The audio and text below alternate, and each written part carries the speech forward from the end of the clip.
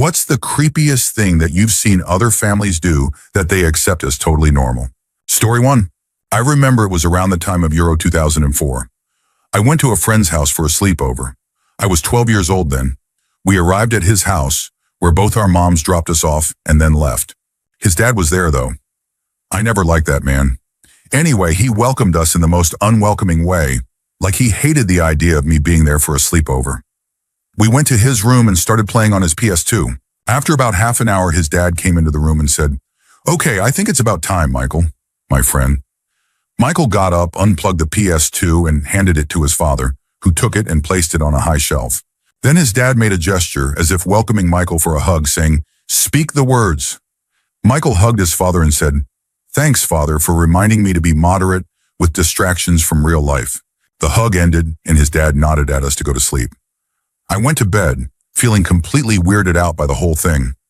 My young mind couldn't help but feel guilty for playing the PS2, like it was somehow wrong.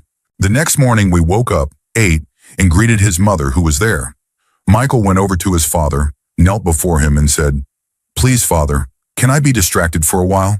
His mother was making coffee as if it was perfectly normal for her son to kneel in front of his dad and beg for something as simple as a little fun. His father looked at me, then at Michael, and eventually went to retrieve the PS2, like it was the hardest thing he had to do. I didn't even touch the controller. I felt so uncomfortable being there. Story 2.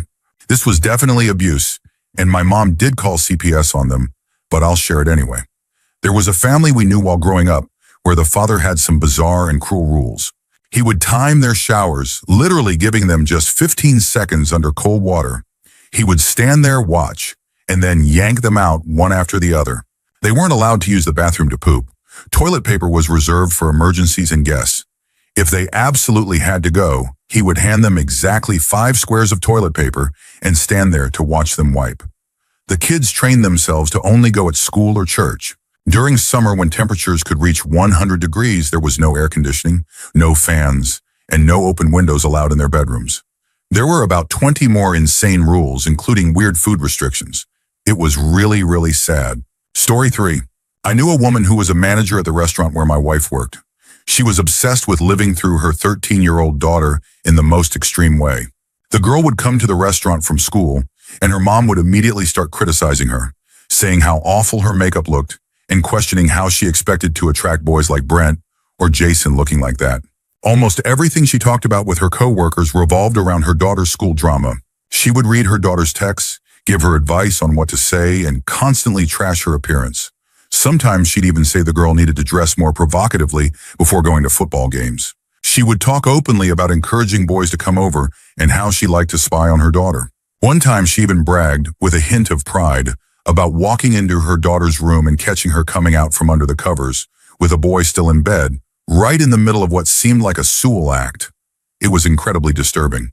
Story 4. I must have been around 7 or 8 years old. I used to play with a girl who lived a few houses down from mine, across the street. Our neighborhood was safe and pretty decent, just across from the high school. However, her mom was paranoid. She never let us play outside because she was convinced there could be a drive-by shooting at any moment. Any car that drove by, she thought, could be someone with a gun who might shoot us. She even refused to let us play in the living room near the windows for the same reason. One time, while I was over there, her mom pulled me aside. She pointed out a truck parked on the curb outside my house. It was my uncle's truck, and told me it was probably a burglar's vehicle and that he was likely inside my house, killing my family at that very moment. She wouldn't let me go home, fearing I might get killed too. Finally, when my mom called later to have me come home for dinner, she let me go. That family still acts strangely, even after all these years. Story 5. I knew a girl in high school whose parents were completely obsessed with dinner plates. They had an enormous collection of collectible plates, and every room in their house was filled with them on display. The entire house felt like a library specifically designed for those plates. Her bedroom was just a mattress on the floor, surrounded by display cases of plates. You couldn't even lean on any wall because they were all covered like that. The last time I went over there, I accidentally knocked one off the wall. I managed to catch it before it hit the ground, and luckily it didn't break. But the way her dad reacted was terrifying. He flew into a rage, and for a moment, I thought he was going to hit me. They tried to laugh it off nervously, saying, "Ha ha ha, good old dad being funny, ha ha ha ha." One time I asked my friend why they had so many plates, and she went on a passionate rant about how cool the plates were and why they were so special. The explanation lasted for about an hour, and I never asked again. Listening to someone talk about dishware for that long felt like pure torture. Story 6. This is something I shared before, but it's worth mentioning again. I had a good friend in elementary school whose family had this bizarre setup. They lived in a farmhouse that looked like it belonged to the Addams family. Every wall in that house had a crucifix on it, massive ones about 2 to 3 feet tall. They were everywhere, in the bathroom, bedrooms, closets. There was one room upstairs that we weren't allowed to enter, so naturally we sneaked in to see it. It turned out to be a private chapel that looked like it came straight out of the Vatican, complete with burning candles, pews, an altar, and a 6-foot-tall crucifix with Jesus hanging on it. But the weirdest thing was their prayer clock. It was a cuckoo clock where the numbers on the dial were represented by the 12 disciples. I never saw what came out of the clock on the hour, but probably Jesus. Every single hour the clock would go off, and my friend's mom would gather us to write thank you prayers to put in the prayer jar. If we were playing with Legos and had a snack, I'd have to write, "Thank you, Jesus, for letting me play with Legos and eat string cheese." If I forgot to include something like the apple juice, she'd make me edit the note saying, "You don't think Jesus would be sad if you didn't thank him for the apple juice too?" By 4th grade, I stopped going over there. It was just too weird, especially after they had a new baby and declared they didn't believe in diapers. The baby just crawled around, doing its business wherever. 24 years later, what became of the kids? The youngest, the baby who used to roam around naked, became a Catholic priest. The second youngest moved away and became a transgender entertainer. And the oldest, my friend, is now a programmer in Silicon Valley. The father eventually left the mother. Story 7. For years, I visited a family where all the adult children still lived with their parents. Something odd I noticed was that every time I visited, they always had the same movie playing. At first, I thought it was just a coincidence. They would all huddle around the TV, acting like they were watching it for the first time, reacting to the same scenes with the same enthusiasm. One time I stayed over longer than usual. When the movie finally ended, they turned off the TV only to turn it right back on and play the same movie again. That's when I realized they watched that movie multiple times a day, every single day, almost like a ritual. They would always react the same way to the same scenes, as if they were genuinely seeing it for the first time each time. Story 8. One day after school, I went to a guy's house to work on a project. We weren't really friends, just assigned to the same group. Let's call him Gary. We were working on the project when he excused himself to use the restroom. About 15 minutes later, he came back. A little while later, I decided to use the bathroom while he was making snacks. When I walked in, I was greeted by the sight of what Gary had left behind, a massive unflushed poop just sitting there. I shrugged it off, thinking everyone forgets once in a while. I flushed it, did my business, and went back to working on the project. A couple of hours later, his mom came home. She greeted us politely and went toward the back of the house. Suddenly, she came back into the kitchen, furious, yelling, "Where is it?" I was completely confused, so I gave Gary a look like, "What's going on?" Gary muttered, "It wasn't me, it was him." His mom glared at me, huffed, and walked away. Gary later explained that after school every day, he was required to leave his poop in the toilet so his mom could check it. It wasn't because he was sick or anything. She just had this weird habit of making sure he was healthy. I never went back to Gary's house after that. Story 9. Back in high school, my best friend's dad did some seriously creepy stuff. When we were 13, he gave her a large diamond engagement ring and told her she couldn't get married until she found a man who could buy her a nicer one.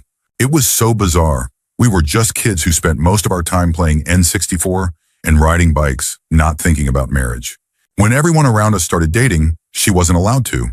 Eventually, she was really excited one day and told me that her dad had received a vision from God saying she was now allowed to date.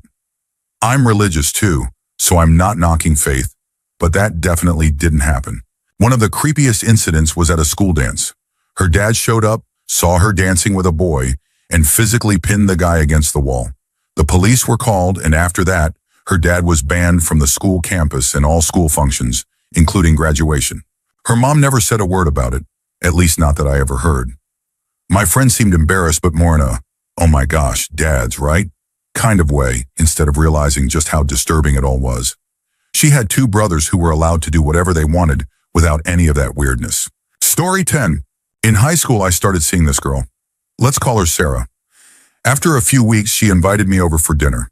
Her family was classic Valley, pretty Christian, all blonde, Dad's a construction worker, mom's a hairdresser, and they lived on a dirt road.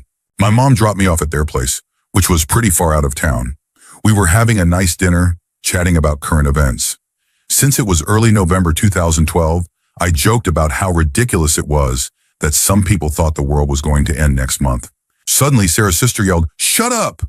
The room went completely silent. Sarah glared at me.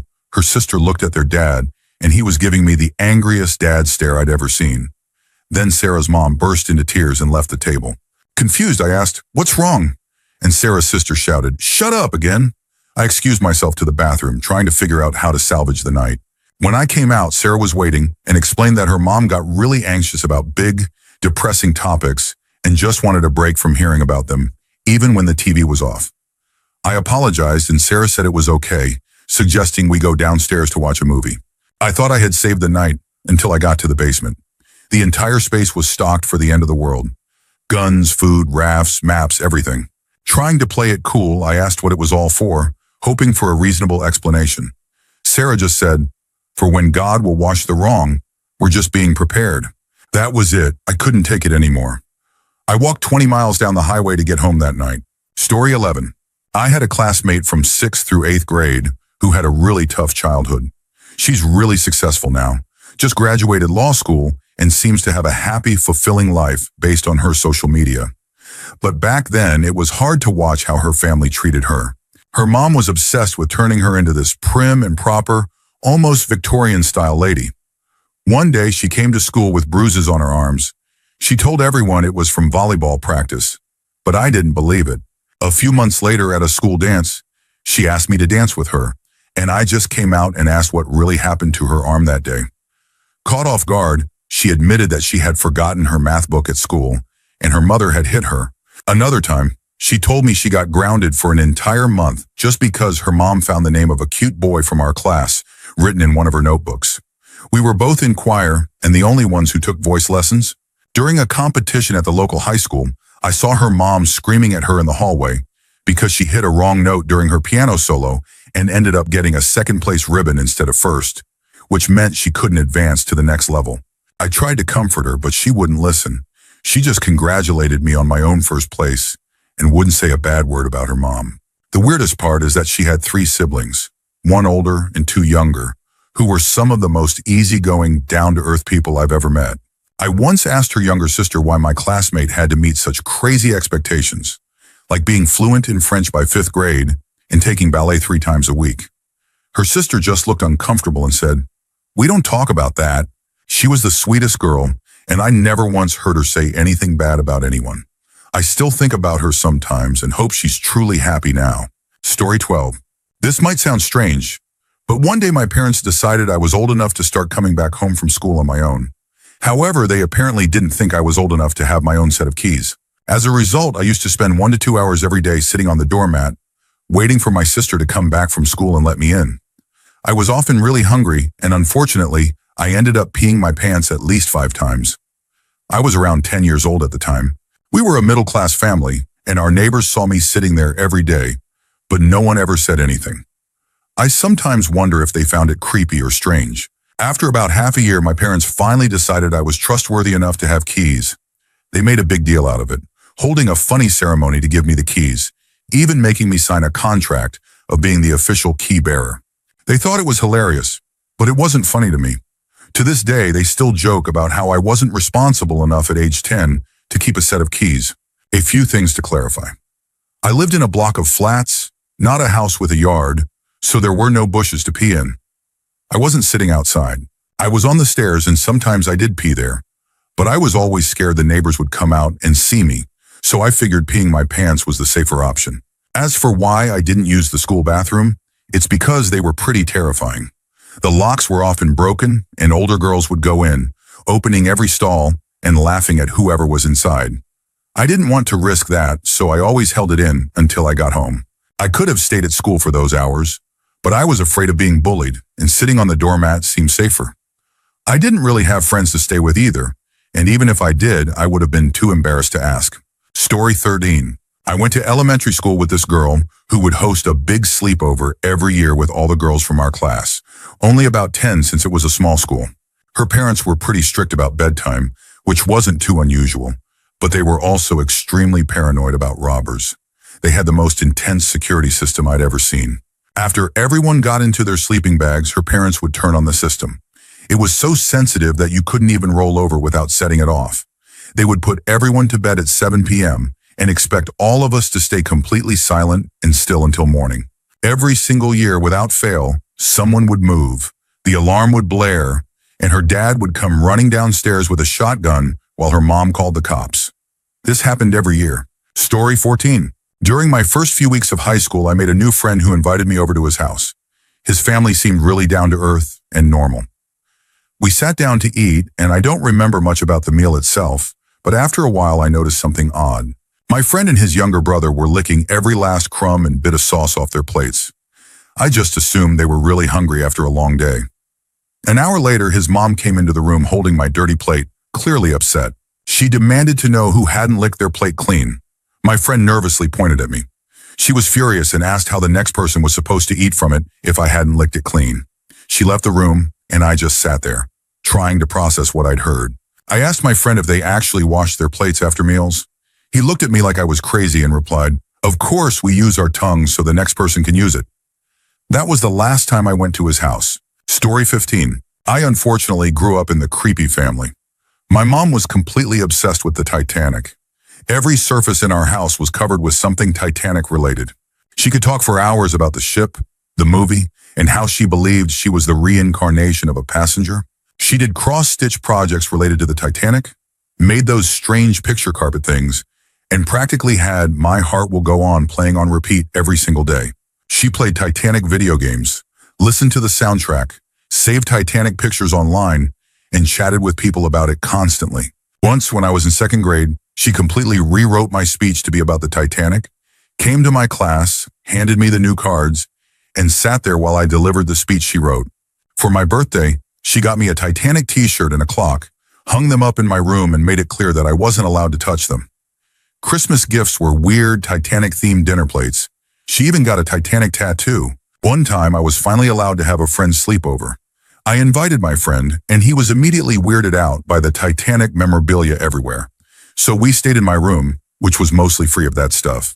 In the middle of the night, around 2 a.m., my mom, who was mostly deaf, decided it would be a good idea to play My Heart Will Go On at full volume.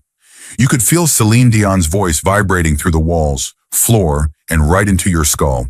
Normally, I'd just ignore it since it had become normal to me, but my friends started asking questions. It was then that I realized, wait, he's right. Why is this okay? It was summer, we had no AC, and it was unbearably hot. Tired and annoyed, I finally decided to confront my mom. I asked her straight out, "Why are you playing My Heart Will Go On in the middle of the night?" My friend got a front row seat to my mom yanking me to the ground by my ear, screaming over the booming speakers about how she was the adult and made the decisions in the house. And as a kid, I had no right to question her. If you've never heard a mostly deaf person scream, you can't imagine how terrifying it sounds. After that, my friends stopped hanging out with me, and word spread at school that my mom was scary. I couldn't disagree. It was a wake-up call that we were the weird family. I was grounded for a week. No toys, no going outside, no TV, no radio, no books. Just sitting in my room, listening to Titanic playing from the other room. Looking back, I realize how messed up it all was. When I visit my hometown, people often tell me, "We almost called Child Protective Services." Don't almost call them, just do it. Spending 7 straight days doing nothing but listening to that song could definitely be considered abuse. Story 16. There was this white woman who used to come into the fast food place where I worked. She had 2 white sons and 2 adopted young black children, but no husband. The mom and her sons looked like they'd stepped straight out of the 1950s, neatly dressed and well kept. Her adopted children, however, didn't look as well taken care of. She owned a popular Christian pizza buffet in town, and even the napkins had Bible quotes printed on them. Whenever they came in, the sons would order the same thing every single time. The mom would do the same. But when it came to the adopted kids, she would always point at them and say, "They don't need anything. Please don't give us anything for them." One time we felt bad and decided to pay for 2 kids' meals ourselves. When she found out, she was furious. After ordering, they would sit at the table and wait, expecting us to bring the food out to them. Even if the food was ready and sitting on the counter, they wouldn't pick it up. It would just sit there for 20 minutes until one of us took it to them. They would pray, eat, linger for ages, and then leave. The adopted kids always looked so sad. I never understood why she refused to feed them. It was one of the most disturbing and heartbreaking things I witnessed while working there. Story 17. This one's not really creepy, more weird and kind of funny. When I was about 11 or 12, I used to go to this guy's house after school. His mom had all these strict, strange rules. One of the weirdest was that we could only have our afternoon snack at exactly 4:30. If we tried to eat at 4:27 or 4:35, she would completely lose it. She would literally check the clock before letting us eat. My friend even had a little alarm clock set to go off at 4:30 to make sure he didn't miss snack time. It was pretty crazy. But it got even stranger. She kept 2 separate sets of snacks in the pantry, one for her own kids and one for her kids' friends. Her own kids got the good stuff. Massive jars of Nutella, crepes, brioches, all sorts of delicious pastries. The snacks for the friends, however, were the no-brand, budget kind. She would keep a close eye on us to make sure we didn't accidentally get any of the good stuff. And this wasn't a poor family. They were actually quite wealthy. It was just weird. Story 18. I once went to a friend's house, and his mom took us to McDonald's. When we got back, I realized my order was wrong. It was a completely different sandwich from what I ordered. I decided to be polite and just eat it anyway, but I planned to remove the parts I didn't like. My friend's mom wasn't having it. At first, she quietly but firmly said that no one in their house wasted food. I explained that the order was wrong, but that I would eat it anyway after removing what I didn't like. That's when she grabbed the sandwich out of my hands and put the stuff I scraped off back into the sandwich. She then said we couldn't go out until I ate the whole thing. I was freaked out and didn't feel like eating anymore. I just wanted to go home. Then she started banging her fist on the table and burst into tears, screaming at me to eat it. Her husband came into the room because of the noise and crying. He calmed her down, told us to get in the car, and drove me home. I was only 8 at the time, but that incident still makes me uneasy when I think about it. Story 19. There's a family from my hometown that everyone knows as being downright disgusting. Apparently, they've been around since the town's founding and once had a nice house on Main Street. After generations of suspected inbreeding, that once nice house turned into an eyesore in an otherwise decent neighborhood. The city eventually bought out their property and relocated them for free, right across from the town dump. A friend's dad, who worked fixing boilers, once got sent out to their new house. As soon as he arrived, he noticed a horrible smell. When he went inside, he saw the family eating at the dinner table, and underneath the table was a dead dog, the obvious source of the stench. He didn't even bother trying to fix the boiler and just left. I've heard so many gross stories about that family over the years, and after seeing their house and knowing a kid from that family in high school, I believe every one of them. Story 20. Growing up, one of my friends had a family dog that was downright evil. I love animals, especially dogs, but this one was just off. Sometimes it would just snap and bite one of the 7 kids in the family. One day it bit my friend so hard that her finger was sliced open to the bone. Instead of taking her to a doctor, the mom made excuses for the dog, and my friend didn't even bother arguing. It was like she was used to it. The mom actually sewed my friend's finger shut herself. I just sat there in shock, trying to act normal and keep talking to them, but I couldn't believe what I was seeing. I kept thinking about how easily it could have gotten infected. Nothing changed with the dog. Some of her brothers kept sitting on the couch, petting it while watching TV like nothing had happened. I definitely kept my distance from that dog. Their family also believed in energy healing and chakras, which wasn't the weird part. One time I tripped over one of their many potted plants and accidentally tore one of its leaves. The mom made me sit by the plant and feel what I had done, apologizing until the plant forgave me. My friend's younger sister, who supposedly could see people's chakras and the plant's energy, sat with me until she said the plant's energy had turned back to a happy color. There were plenty of other bizarre stories from that family, but those were the ones that stuck with me the most. Story 21. I was friends with these twin brothers in high school, and they would always come over to my house. One day, they finally invited me over to theirs, which was in the same neighborhood. When I walked in, the house was a mess, but I didn't really mind since my own house could get pretty cluttered too. Everything seemed normal at first. We played video games until it was time for dinner. They invited me to stay and eat, and after dinner, I went to the kitchen to put my plate in the sink. That's when I noticed the huge pile of dirty dishes, the filthy stove, and worst of all, roaches crawling all over it. One of the twins came in behind me to grab a glass from the cabinet. When he opened the door, hundreds of roaches were crawling on the inside, all over the glasses and plates. the same type of plate I had just eaten from. He found it funny and yelled, "It's alive!" like it was a joke. I nearly threw up right there. I didn't say a word. I just turned around, left, and never spoke to them again. A few years later, I saw one of them at a gas station. His teeth were yellow and brown, just a complete mess. He works at a nearby Rally's now, but I definitely avoid eating there. Story 22. When I was in 7th grade, my parents decided to homeschool me because I wasn't focusing much in regular school. Since they both worked full-time, they couldn't do it themselves. My mom found a family through a friend that offered to homeschool me along with their 4 children. One of the kids was a little girl, about 7 years old. During lunch one day, her mom put a plate of food in front of her and set a timer next to it. The girl had to eat all her food before the timer went off. If she didn't finish on time, the mom would take her into a bedroom and scream at her as loud as possible. It sounded like she was also being spanked with a belt. The whole thing was uncomfortable to witness. The weird part was that her 3 older brothers didn't have to follow this rule. They could eat whatever they wanted, whenever they wanted, and take as long as they liked. I didn't last long in that environment. Went back to public school within the year. Story 23. There was a family in my small hometown that everyone knew was strange. The community was tight-knit, with around 300 kids in the K-12 school, so everyone knew everyone pretty well. The kids in this family seemed nice, if a bit sheltered, but the parents were just plain odd. If you went to their house to see if one of the kids could come out, the parents would only open the door a tiny crack. They would peer out as if you were definitely up to no good. You'd never see more than half their face at most. The windows were always heavily curtained, and the kids were rarely allowed out except for school or church.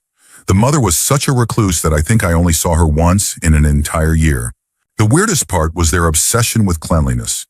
Every time the kids came home, they had to bathe immediately. If they went out multiple times a day, they bathed each time they returned.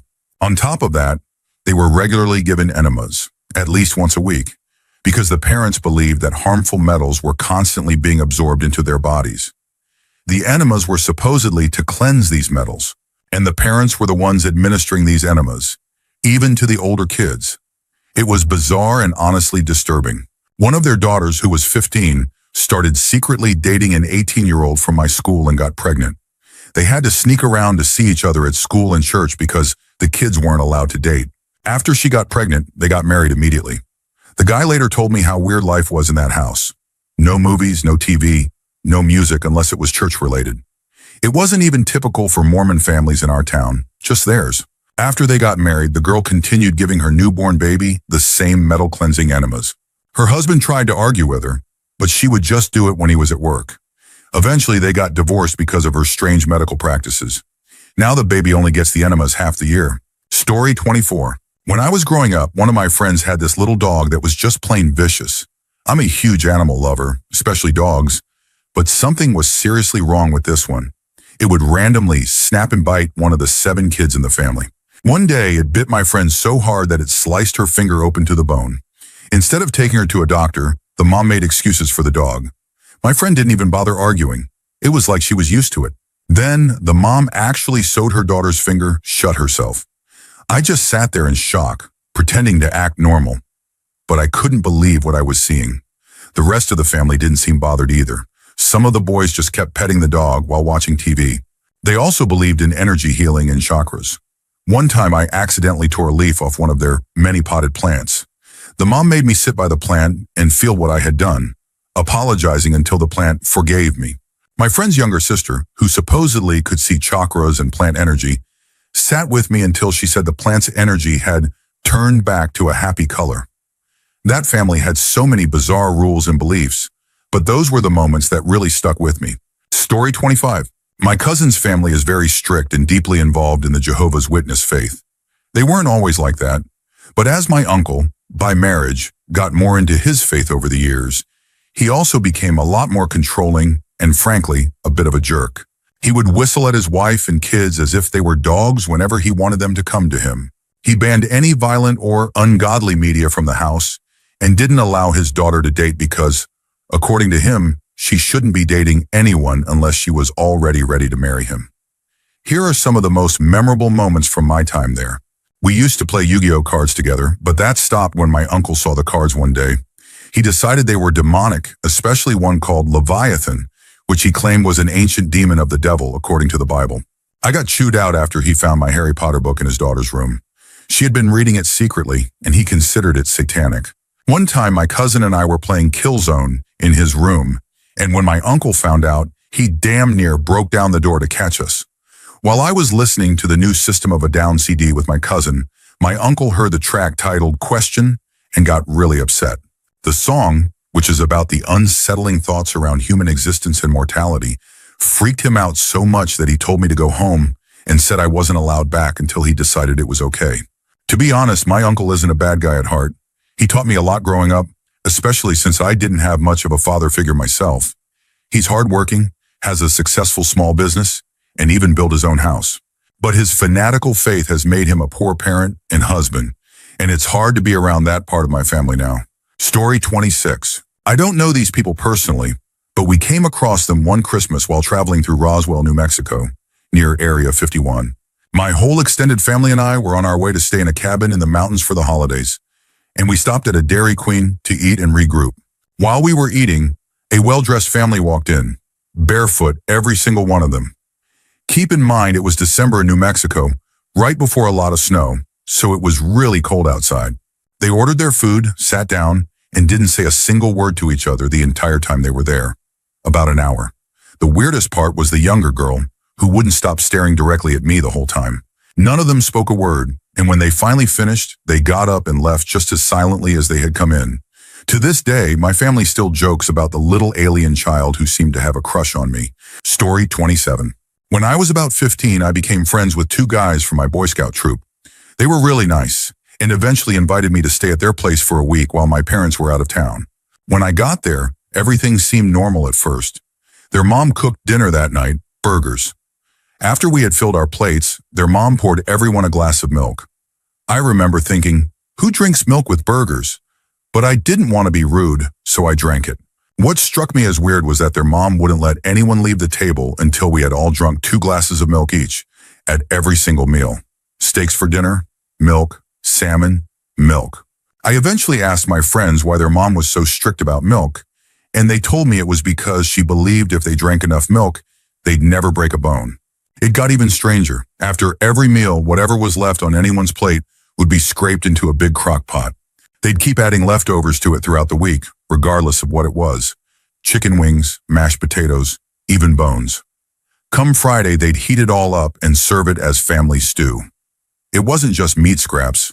They'd throw in entire leftovers, bones and all.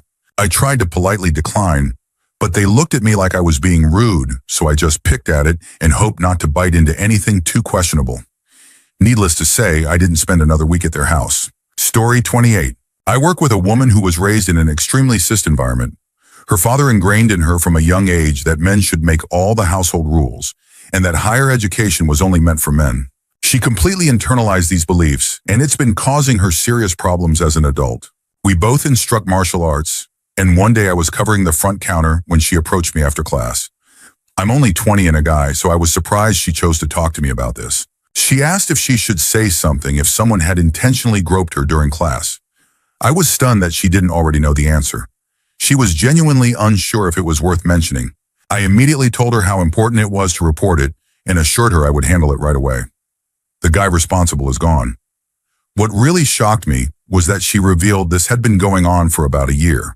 A whole year of enduring that without speaking up. Her upbringing has also affected her marriage. Over the past year, her husband has become increasingly controlling.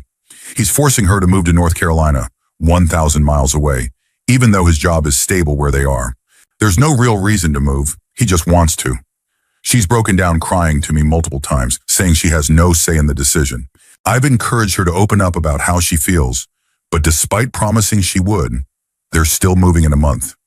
It's heartbreaking to see how her upbringing has convinced her that her opinions don't matter. Story 29. I have 2 weird stories for you, but the creepiest part is at the end. When I was about 9 or 10, I made friends with a girl who lived a few houses away. She had 2 brothers, one older, one younger, and they had a trampoline, so I'd be over there almost every day during the summer. One day, her parents invited me to go to church with them.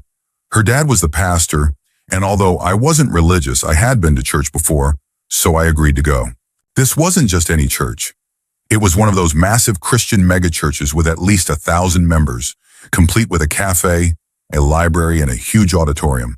During the sermon, the pastor, my friend's dad, said, "If you haven't accepted Jesus Christ as your Savior, come up here now." A few others went up, but I just stayed put. Suddenly, the mom turned to me and whispered, "Go on, sweetie." I tried to politely decline, but then the pastor called my name on the microphone, in front of at least 500 people. I was mortified. I had no choice but to walk up to the stage, stand there in front of everyone, and repeat lines about accepting Jesus. Some grown men were crying, one of them breaking down on stage. I was so embarrassed that I just wanted to disappear. Afterward, I put on a fake smile, but inside I was screaming. I just wanted to go home. Then came the really creepy part. On the way back, I politely asked if they could drop me off at my house since it was nearby. The mom said, "Oh, honey, we were hoping you could join us for dinner too." I didn't want to be rude, so I reluctantly agreed. When dinner was ready, we sat down at the table. Everything looked normal except for a framed picture of Jesus placed in the center. The father said, "Grace," and I thought we were about to eat. But no. He picked up the picture, looked at it, and said, "Thank you for providing us with this wonderful meal." Then he kissed the picture. He passed it to his wife, who did the same. Then the kids followed suit.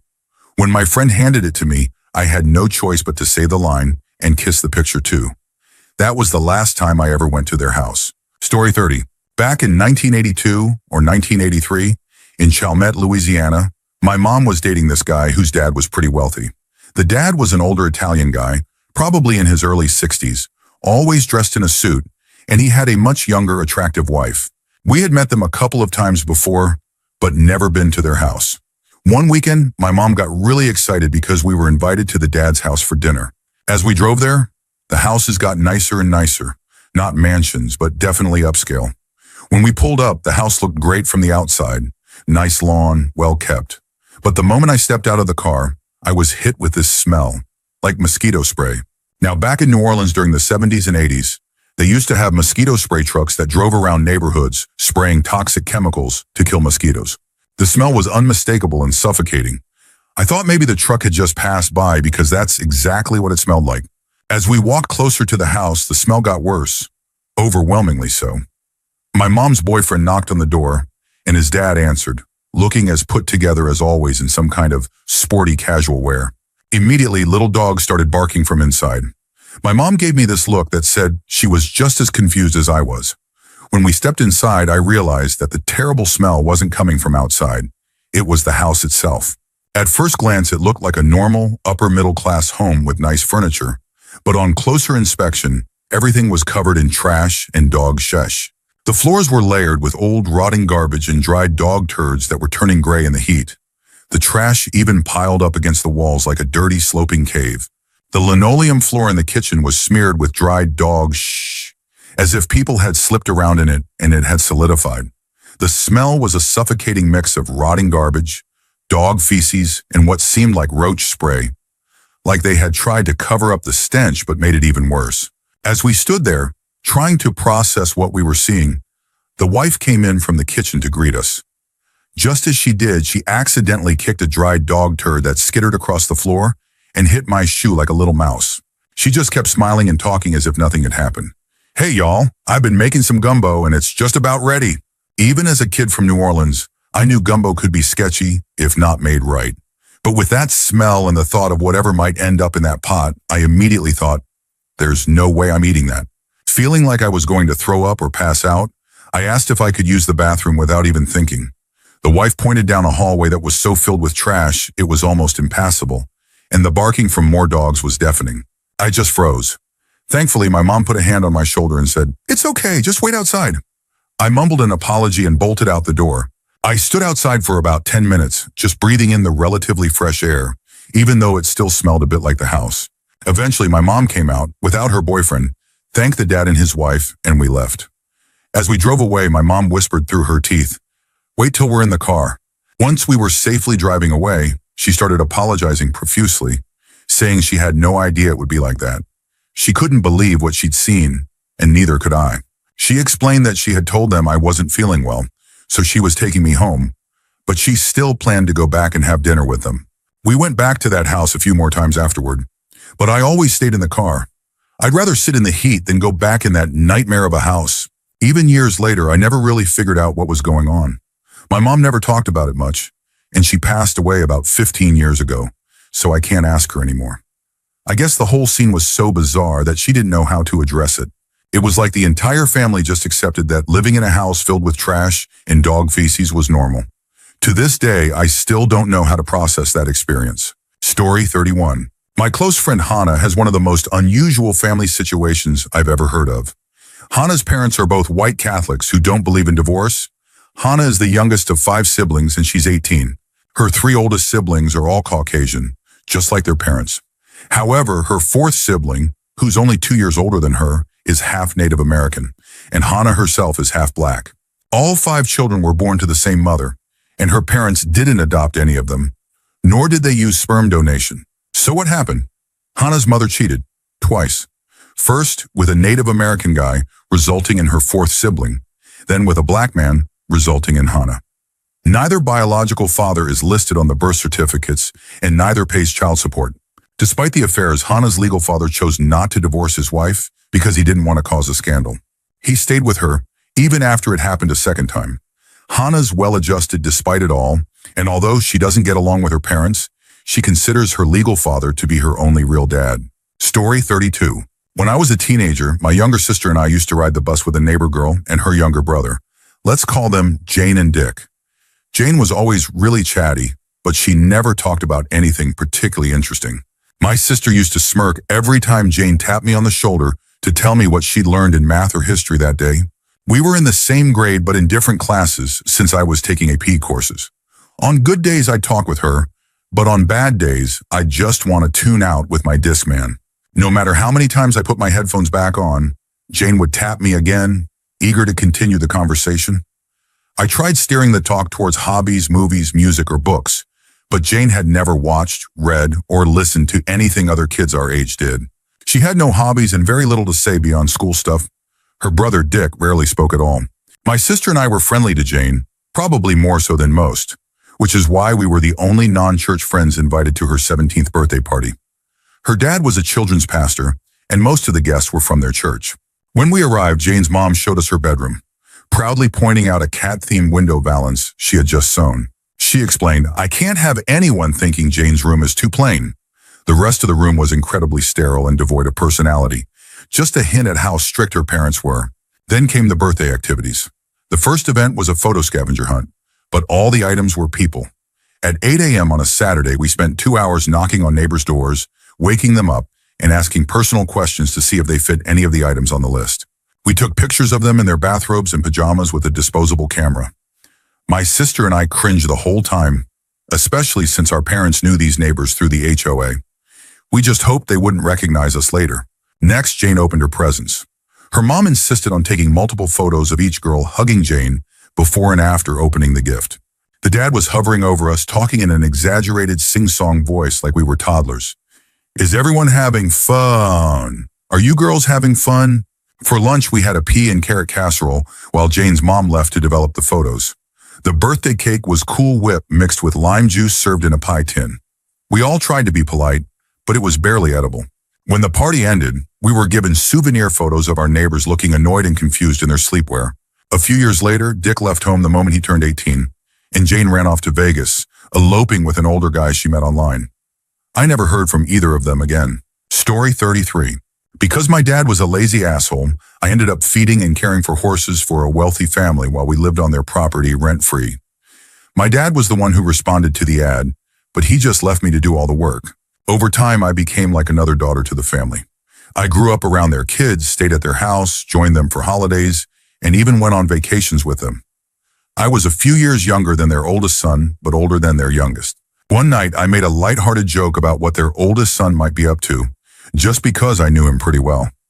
Suddenly, his mom lost it.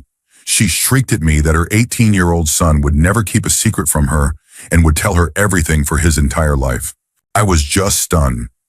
I glanced at the son, and he gave me this look like, yeah, she's nuts. I'd known him for years, and while his secrets were pretty harmless, like sneaking a few beers at home, smoking a little weed, or fooling around with girls, I would never have ratted him out. I'd always just quietly taken the blame for the beers and kept quiet about everything else. But that moment, when his mom declared with absolute conviction that he would tell her every single thing about his life, was like staring into pure insanity. Who would want to know every detail of their teenage son's life? And who honestly believes that any 18-year-old would spill every thought and action to their mom? It was so unsettling because it wasn't just that she believed it. It was how she believed it, with complete certainty, as if it was the most natural thing in the world.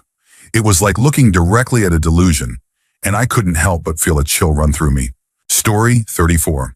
A few years ago, I decided to move to the capital city of my state.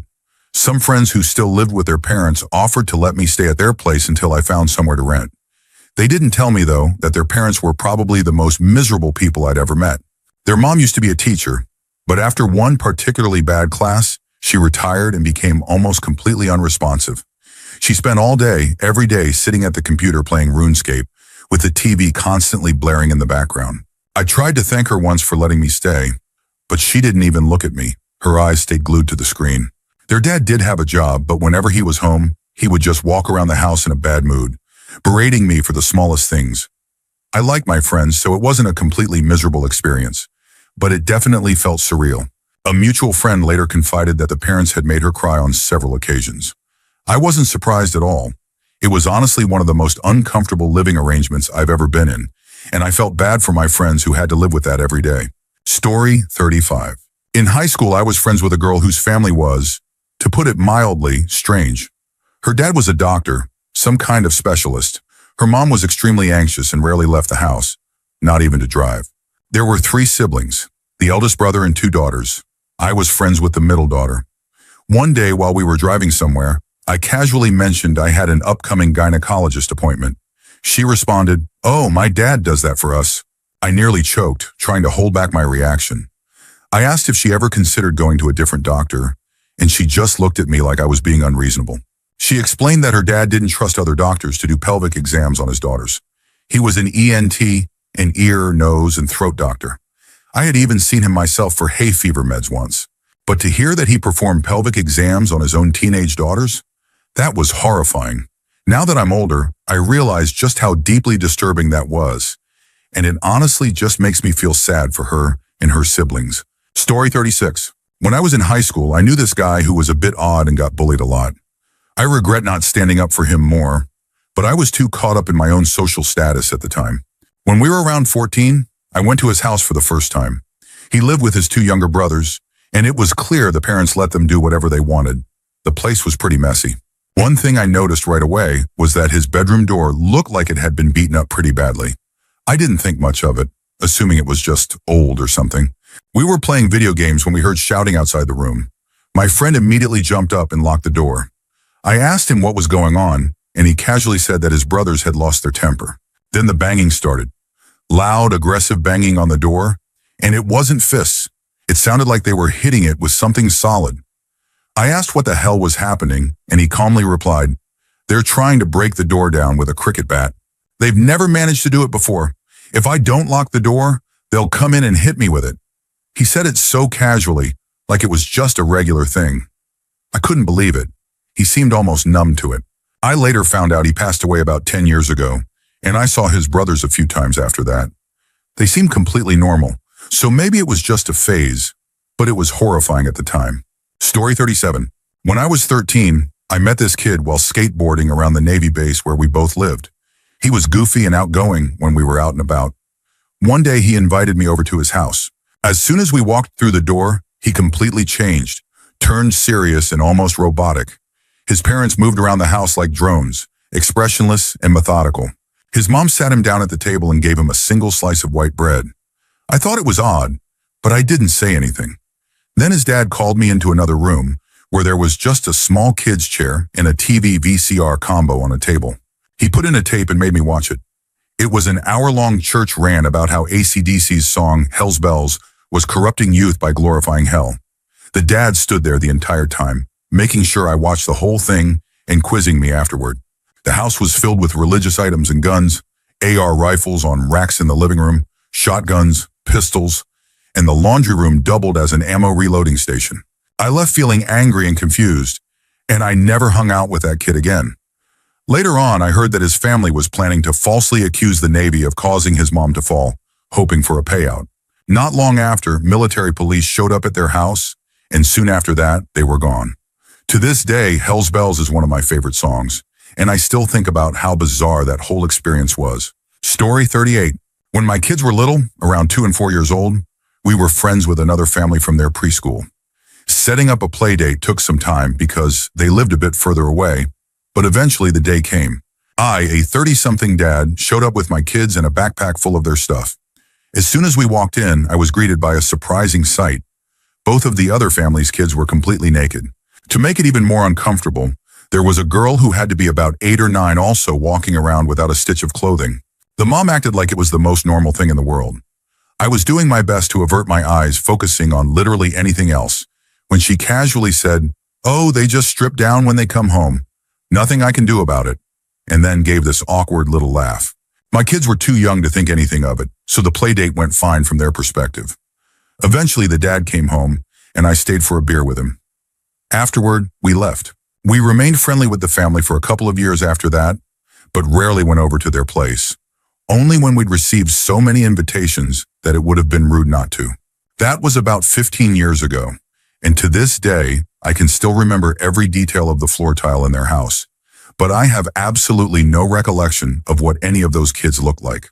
Story 39. I knew this kid in high school who was really nice, but definitely a bit odd.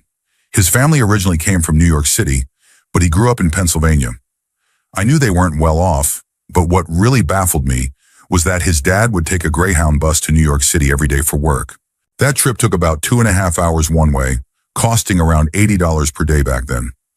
I couldn't understand how that made financial sense, but I guess his job must have made it worth it. What was even stranger was that they refused to get haircuts anywhere but NYC. Once a month, they would travel back specifically to get their hair cut because his mom insisted that no one outside the city knew how to do it right. In an effort to save money, they also had weird rules about electricity. He was only allowed to do his schoolwork in the kitchen, but he wasn't allowed to turn on the kitchen light. Instead, he had to turn on the bathroom light on the other side of the room and use the ambient light to see what he was doing. He wasn't allowed to have a job or hang out with friends much either. On top of all that, he once claimed that at 18, he had never masturbated. It was hard to believe, but somehow I didn't doubt him. Individually, these things weren't that crazy, but together they painted a picture of a really strange upbringing. Story 40. When I was a kid, around 10 or 11, my parents would sometimes send me and my siblings to stay with our grandma for a few days so they could get a break. Opposite my grandma's house lived a family with 2 girls, and I'd often hang out with them in the communal garden. One day it started to rain, and they invited me inside to play on their Dreamcast. Of course, I went in. They had a cat and a rabbit, and I was sitting cross-legged on the floor playing Sonic Adventure. At one point, I put my hand on the carpet to get more comfortable and felt something small, soft, and round between my fingers. I picked it up to inspect it, only to realize it was rabbit poop. One of the girls just casually said, "Oh, that's just the rabbit poops." I was pretty grossed out, but I just kept my cool. I excused myself to the bathroom to wash my hands and, on the way upstairs, noticed a cat turd on the stairs. That was enough for me. I decided I needed to get out of there. When I came back down, their mom popped her head out of the kitchen to say that dinner was almost ready. I figured I'd take the opportunity to politely excuse myself. I went into the kitchen to thank her, and when I opened the door, I was greeted by the sight of her squatting over a red bucket, taking a show. I just stammered out something polite and left as quickly as possible, trying to process what I had just seen. I will never forget that goddamn red bucket. Story 41. My mother-in-law has a family living in the trailer next door, a mom, a dad, and their 21-year-old son. The son looks and acts like a 15-year-old, and I was genuinely shocked to find out he wasn't one of the high school kids I sometimes substitute for. He's got scraggly facial hair, rosy cheeks, and dresses like an awkward high school kid. I learned that he's not allowed to get his driver's license, drive the family vehicle, or get a job. He just stays home all day gaming or doing whatever. I once hung out with him at a birthday party, and the mom wouldn't stop making fun of him, calling him a wussy and saying he's useless, laughing about how he looks like a damn 12-year-old. Ha ha ha. It was uncomfortable to watch. He's a full-grown adult with normal mental abilities. Apparently, he's supposed to go to Marine Corps boot camp this summer, barely meeting the minimum run time and pull-up requirements. I really hope he makes it and finally breaks free from his parents, who seem determined to keep him a perpetual child. Story 42. One day I went over to a neighbor Shasher friend's house down the street to play on his new Sega Saturn. Another friend from the neighborhood was there too. At one point, it was just me and him playing. And I guess I was winning because he, being a few years older, kept slapping the controller out of my hand. It hit the floor several times and eventually it just stopped working. Either later that day or the next, his mom confronted me, accusing me of breaking the controller. The other kid, the one who actually broke it, denied everything. I kept trying to explain that Chris kept knocking it out, but she kept cutting me off, asking if I broke it or not. Then things got really weird. She looked into my eyes every time I said I didn't do it and said, "There's a devil in your eyes." She asked again, and when I repeated that I didn't break it, she just kept insisting that I had a devil in my eyes. Finally, exhausted and frustrated, I just agreed that I broke it to make her stop. Suddenly, she smiled and said, "Now there are angels in your eyes," but told me I wasn't allowed over until I paid for the controller. After some time passed, I started going back over there, and it seemed like they eventually figured out that the other kid was the one who actually broke it. They just kind of forgot about blaming me. Story 43. When I was around 10 or 11, my mom needed to leave me somewhere for the day because she had something important to do. One of her friends offered to watch me. The lady had two kids, a 6-year-old girl and an 8-year-old boy. Most of the day was fine. She gave us snacks and let us watch TV. She would just hover in the background, doing adult stuff. Then sometime in the afternoon, she just left. She didn't say anything about where she was going or that she'd be gone, just got in her car and left us alone. It took me about 15 minutes to realize we were home alone. I started freaking out because I had no idea where she went or what to do. The 8-year-old didn't seem to care at all, but the 6-year-old freaked out with me and started crying. I was even more panicked because I didn't know how to handle a younger kid crying. I didn't have any siblings and felt way out of my depth. The lady came back about 2 hours later and saw two upset kids. She got super mad at me, yelling about how I had gotten her daughter worked up over nothing. I spent the rest of the day trying to stay out of her way.